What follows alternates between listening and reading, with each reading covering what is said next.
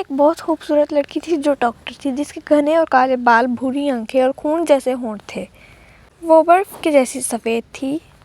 Lily एक junior doctor की post पर थी, लेकिन उसकी एक पुरानी दोस्त का ट्रांसफ़र उसके ही हॉस्पिटल में हुआ था।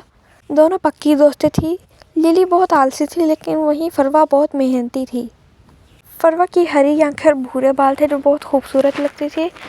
वो लिली को नसीहत देती थी कि वो काम करे और मेहनत से अपने रोज़ी रोटी कमाए, लेकिन लिली इस बात पर ज़्यादा गौर नहीं करती थी। लिली को देखकर हॉस्पिटल के बाकी स्टाफ भी बहुत आलसी होते जा रहे थे। वो ज़्यादातर अपना टाइम मोबाइल देखने में वेस्ट करते या फिर कुछ फालतू काम करते। लिली ने उससे मोबाइल ले लिया और उसके मोबाइल पे अपनी पिक्स खींचने लगी, क्योंकि लिली का काम करने में बिल्कुल मन नहीं लगता था, इसलिए लिली इस तरह के फालतू कामों में सबसे आगे थी। इसी तरह लिली एक दिन फ़ोटोज़ खींच रही थी। वो पॉज पे पॉज करके फ़ोटो खींची जा रही थी, जिस वजह से फरवा उस पर बहुत ध्यान दे रही थी। और फरवा कुछ देर बाद उठकर लिली के पास आई और बोली, लिली बस करो, अगर सीनियर डॉक्टर आ गई तो फिर तुम्हें नहीं छोड़ेगी। और लिली बोली, छोड़ो उसको, वो तो बकवास करती ही रहती है। मुझे फोटोज खींचने दो, तुम अपना काम जाके करो, मुझे मत टोको। ये सुनकर फरवा उसे टोकती रही और उसे घूर के देखती रही, लेकिन लिली को किसी बात का असर नहीं हो रहा था। तो फरवा तंग आकर वापस चली गई और अपने कामों में लग गई। कुछ देर बाद फरवा ने देखा कि सीनियर डॉक्टर लिली की तरफ ही आ रही थी। और फिर लिली, क्या है फरवी, अभी चुप करना, फोटो खींचने देना। अगर वो सीनियर मेमोरी आ गई ना तो बहुत सताएगी। फरवा बोली, अबे मेरी माँ, पीछे मुड़ के देख। अबे क्या ma'am, good morning ma'am. Good morning की बच्ची। मैं तुम्हें बताती हूँ, तुम्हें पैसे फ्री के देते, काम करोगे तो पैसे मिलेंगे। हाँ, पूरा दिन मस्ती करती रहती है, पैसे इसको फुल चाहिए। मैं अभी तुम्हें काम से निकाल रही हूँ। इतना सुनते ही लिली ने सीनियर डॉक्टर के पांव पकड़ लिए। सीनियर डॉक्टर से माफी मांगने लगी। मैम प्लीज माफ कर दीजिए। Ma'am sorry. मैम बोली, ये तो सिर्फ फरवा बोल रही है, इसलिए नहीं तो मैं तुम्हें माफ ना करती। और ये तुम्हारी फर्स्ट और लास्ट वार्निंग है। इतना कहकर मैम चली गई। फरवा ने लिली को बोला, आज तो मैंने तुम्हारे साथ दे दिया, लेकिन आज के बाद मैं तुम्हारे साथ नहीं दूंगी, समझ गई? लेकिन लिली ने उसे फिर इग्नोर कर दिया और फिर अपने फालतू के कामों में लग गई और कुर्सी पर बैठ के फिर फ़ोन पे किसी से बात करने लगी। फरवा दोबारा से आई और दोबारा से उसे टोकने की कोशिश की, लेकिन लिली ने फरवा की बात नहीं सुनी और फरवा अब कर वापस चली गई। अब पूरा दिन या तो लिली फ़ोन पे बात करती रहती और फ़ोन यूज़ करती रहती, या तो फिर वो कैंटीन में बैठी ठूसती रहती। एक दिन वो खाना खा रही थी और उसे सीनियर मैडम ने फिर से देख लिया। लिली को देखते देखते सीनियर मैडम को 1 घंटा पूरा हो चुका था।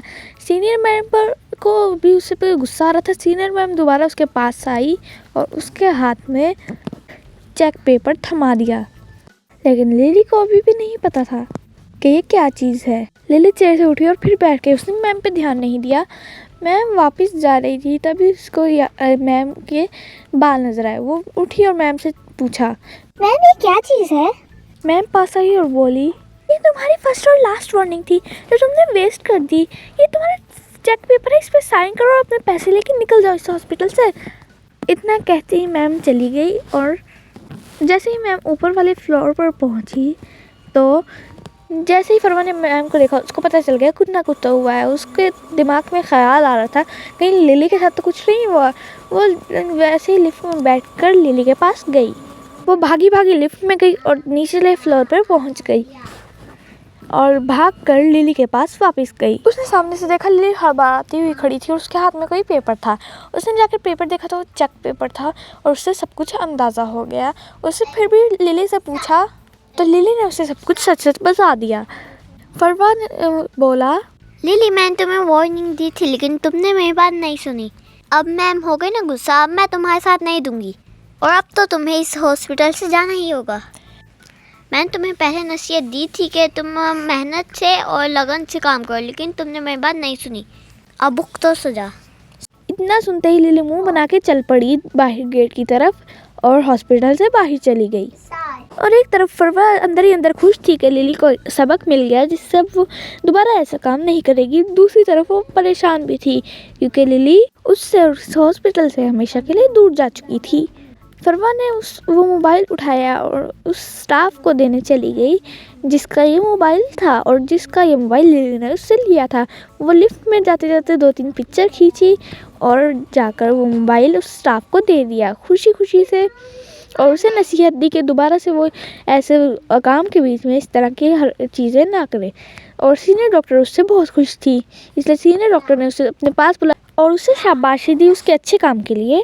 अब फरवा भी पूरी मेहनत और लगन और दिल लगा के काम करती और उससे कहीं ना कहीं यकीन था कि लिली को भी ये सबक ज़रूर मिला होगा और वो जहाँ भी है खुश है। वो दूसरों का ख्याल रखती और कभी आलसबंदी नहीं करती। तो मैम इस बात से हमें क्या सबक मिलता है? अरे पागल ढोकले, इस बात से हमें सबक मिलता है कि आलसी नहीं करनी चाहिए, जो काम करे दिल लगा के करो। समझ आ गई ना? हाँ समझ आ गई रसमलाई। अब मैं भी काम कर लेता हूँ, नहीं तो मेरा हाल भी लिली मैडम जैसा होगा।